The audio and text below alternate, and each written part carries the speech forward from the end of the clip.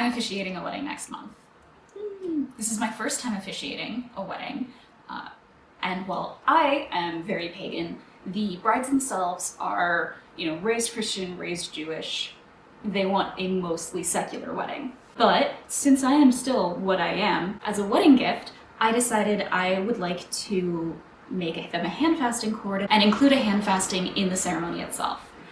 Don't worry, I will be surprising them with this at the rehearsal, so if they decide they really don't like it, then we just don't do it.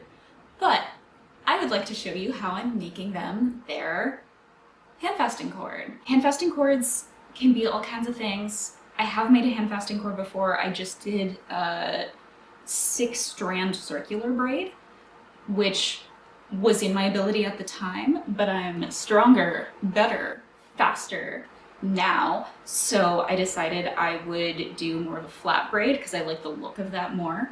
And I would do something with a variety of textures of ribbon. The color scheme for the wedding is like wildflowers. So I did a test first with a 6-stranded braid, just a regular ass braid. So here we are, and here's the close-up. I love her a lot, but unfortunately, I don't like the unevenness, or I didn't like the unevenness of the thin green and the thin orange ribbons. And keeping the tension even on the flat braid was really difficult. Or the 6-stranded braid, because I couldn't really do it by hands. I had to like manually. It was a lot. I wound up not enjoying the process, and if I didn't enjoy the process to make, what is this? 3.5 feet of handfasting cord, I wouldn't like it to make it for something bigger.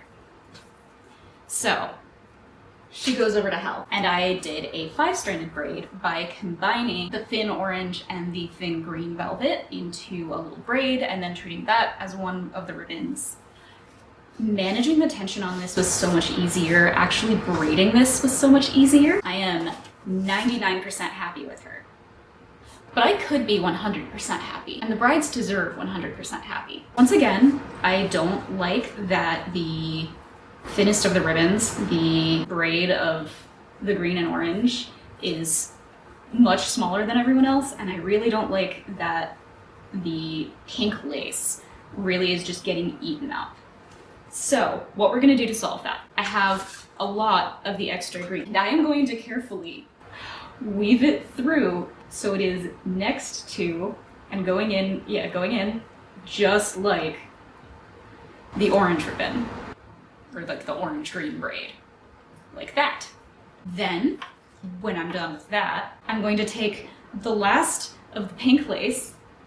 I don't have a lot of her, and I'm going to do the same thing, but instead of trying to weave it throughout the entire over 5 feet, I'm going to find the midpoint of the handfasting cord and the midpoint of the pink ribbon and just start weaving in from here. That way the center, which is the most important part of the braid, will have more of the pink, and I can like even kind of pull it out to make it even fluffier. And the parts that don't receive the extra pink will be the ends, and who cares about them? Then, when I'm done with those two things, we're gonna make tassels for the end. So I searched my stash of embroidery threads. It is incredibly limited. I've got like a giant gallon bag, but half of them are exactly the same colors.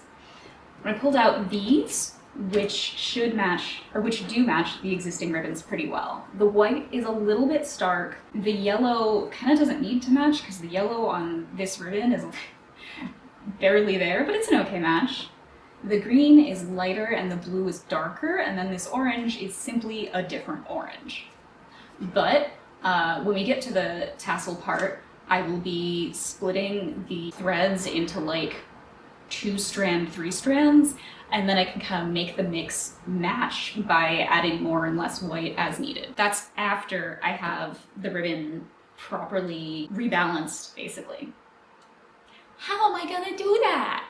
Well, I'm gonna take my biggest needle, which is hopefully an embroidery needle. I'm only threading a short amount because I don't actually need a lot. Tying a knot at the end, and then attaching it to the end of this ribbon. And then I'm gonna basically make a slip knot by putting needle through the loop on the other side. Now this will follow what this does. And I'm not using the needle part, I'm using the eye of the needle, since it's blunter, to go through and just follow the orange and green braid. Look, she's gone through. Oh, the first thing I have to keep an eye out for is to not accidentally go through the lace. You see there, I've kind of gone through the lace. I need to be more careful. Pull the lace out so I can go behind it, not through it. And then the other thing I want to do is, because I don't know how much of the ribbon it's going to take, it's attached to the full end. Eventually it'll be annoying to pull it through. So what I'm going to do is leave just massive loops on this side. I'm going to leave about 2 fingers worth of slack on this side, like always this outside loop. So when I come out here, I'm going to leave it. When I come out there, I think I'm going to leave it. That way, when I get to the end of the thread that I have, the ribbon that I have with me, I'll be able to pull from the most recent stuff, the most recent loops, and then I'll have just more control with adjusting the tension of this ribbon at the very end. Trust me, adjusting the tension and the way that the ribbons lay is going to be a huge part of this project to make it look lush and purposeful. There are loads of absolutely gorgeous handfasting cords on the market, and this is very obviously not one of them. So I have to make it beautiful, not by having, you know, the best of materials. I grabbed the prettiest ribbons that I could find, but and not by having hundreds of years or even 10 years worth of experience braiding, but rather by making sure that every moment I spend braiding this is good. I'm going to do the same process for the pink lace when I put that in, where I thread the lace, or like attach the lace to the needle and then thread it through. However, this is going to be a lot of me just staring at my hands and doing a project that requires me to like shrimp over out of sight of the camera. So rather than film all of that, we are going to, I'm going to go sit in my rocking chair and put on a bad horror movie and do this for a couple hours. It's not going to be a couple hours. It's going to be like an hour tops, and that's if I get invested in the movie.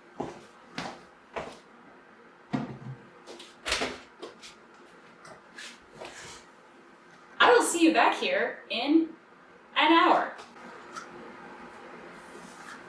Holy shit, One Piece bonus content? That's just what I wanted! God, it would be so good if there were good horror movies on Netflix. If only anybody would put a scary horror movie on Netflix. Netflix, put a scary horror movie on you! Okay, so after 1 horror movie's worth of reweaving and then probably 2 horror movies worth of carefully moving, splitting the threads for the tassels, I've done most of what I wanted to do. Here we have the updated weave. You can see we've got the green velvet through, and then if you go to the center, you can see that the pink lace is much thicker on account of there being 2 layers. And you can't even really see where all that happened, like where I had to sew the new piece of, or I had to tuck the end of the new lace into the rest of the braid. So we're looking pretty seamless. I adjusted most of the tension. There's still a little bit of slack in the dark green that I have to pull out, but that's something I'll probably be fiddling with until I hand this to the brides. Here is our first tassel. I know I said I was going to be using like 4 or 5 colors, but that wasn't really enough and it wasn't getting the vibe correct. So I included a lot of the white, and then I found this nice tan, and I combined those, and then a bunch of like much brighter flashes. There's like a pink, and then an even more fuchsia pink, and there's this like red orange, there's this teal.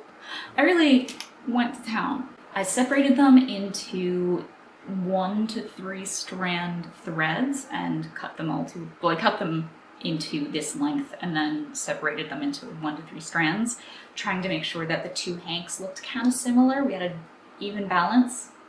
So now it's time to actually make this tassel. I'm gonna stop using the front camera because its battery is low, and also a lot of this does just have to be done up close, and let's switch to the overhead camera. I'm gonna cut this end of the knot as close as I can, like the little scrappy ends, and stitch through here a couple more times, because if this knot comes undone, or if any one of these ribbons decides that it's going to go fugitive, I will not be able to fix it from outside of the tassel. I will have to simply remove it and redo the tassel, and I don't want to do that. Am I possibly worrying too much?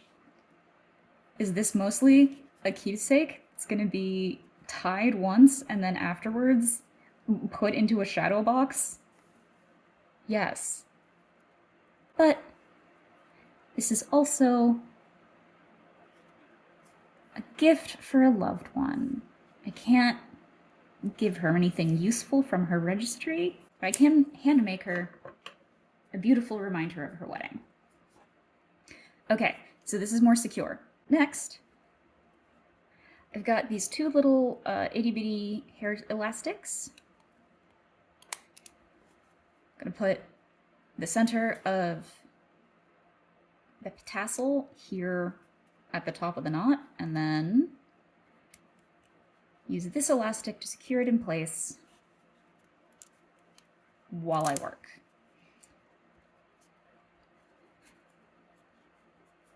Now let everything kind of staying put, I can carefully arrange all the threads on the tassel to make sure it looks kind of nice, uniform, that there's no like empty spots. Pull a little tight to make sure it's as scrunched up against that knot as I can make it. And now I'm going to go around and stitch the threads in place and through the knot a little bit. I'm catching some threads and some ribbon, and then I'm going to do a back stitch all around to make it more secure. So I'm catching some ribbons and some threads. I want to pull this pretty dang tight. The tighter it is, the less likely we are to lose bits of the tassel. Making this tassel has really made me feel like I'm channeling Greedy Peasant on TikTok. God, what is he even? He's a peasant. He's greedy. He loves tassels. He does pageants for the saints. He has a system for attaching as many decorations and specifically tassels as humanly possible onto his clothes. Cool, so I've gone around once. I'm gonna go around again, basically. Again, pulling tight, making sure this is secure. Trying not to replicate the exact stitches I just did, but you know, the stitch is off by 2%.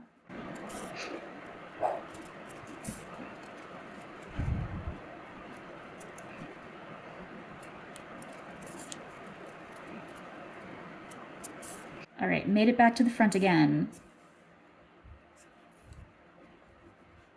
Make some quick knots. Snip this baby shut. And now we can flip her. Look. That looks really bad and unbalanced right now. That's okay. I'm gonna take a needle and use it to comb through. Make sure all of The threads are laying flat, at least from here to down there where I'm gonna secure it.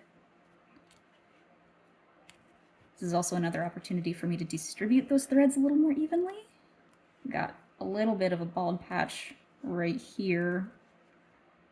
I just want to make sure I can't see the knot that was underneath there. I know that it's already covered, but I make sure I can't see the knot and that all of these threads are laying kind of straight as they fall down. See, nice little straight lines, nice little straight lines. Swear to God, if the brides don't like this, I'm gonna cry for 10 years.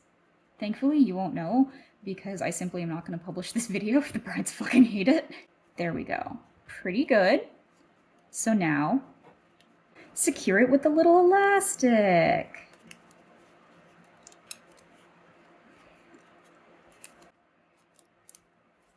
There we go. A pair of nice little over-the-top buddies. And then do basically the same thing I did before, where I'm just catching a bunch of the threads, as many as I can, and going around in a little circle. If this were a tassel going on something that would be touched more often, if this were like on the end of somebody's ritual, the cords on someone's ritual robes, or if I knew that they were gonna like reuse this for something, I would remove the elastics once I was done, because elastics don't last forever. And I wouldn't want to leave something that could conceivably be a point of failure in the finished project. But again, this is something that should never really be moved. We tie it on, they take it off, you know, they slide it off, and then they put it in a keepsake somewhere. I love that this section looks a little bit like a circus, like the color scheme. We've got a lot of the saturated colors right next to one another, and it's a little bit circusy, but in a fun way, because the brides are fun and loud. You know, they like a loud color. They like a good cunty moment. Okay, now I want to cover up my stitches and also the elastic entirely with the thread. And then to secure it, we're gonna go down through like that. Tiny little knot, just like that.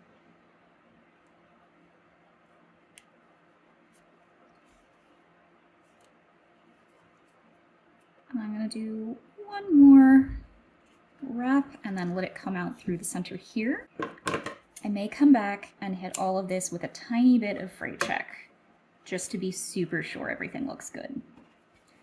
Then, I'm gonna brush this out a little bit more. Finally, I'm not gonna cut this all super short because I do want it to look like a tassel, but I'm gonna cut off these extremely uneven ends. And then we're gonna compare the two. There we have it. A lovely handfasting cord for my wonderful friends that I'm gonna use later this month. We got color, we got texture. I love this rose gold chain. It's one of my favorites of the ribbons that I picked out. I spent so long in front of the ribbons trying to find the best ones. And now it is partially time for me to practice how to tie people's hands together. Finally, I'm lit well. So there we have it. Thank you for coming on my little journey making the handfasting cords. I love this process, and I hope it's inspired you to make your own handfasting cords if you are coming up on a wedding, or if you have a friend coming up on a wedding. It's fun. It's achievable. You can make it as complicated or as simple as your skills require, and you can make it as cheap or as expensive as your budget requires. I'm not going to mention how many dollars this cost, because what if the brides watch? But I very easily could have cheaped out and used just nothing but polyester satin ribbon, and that would have still made something beautiful and been more affordable than what I did. This has been Kate Bog, one of many lanterns. Smash that subscribe button and like and set notifications and hype, if that's still a thing, for more videos of pagan crafts and makeup and lifestyle and cooking stuff, as well as longer form content on the history, culture, and practices of paganism. That's it for me today. Keep on shining, lanterns.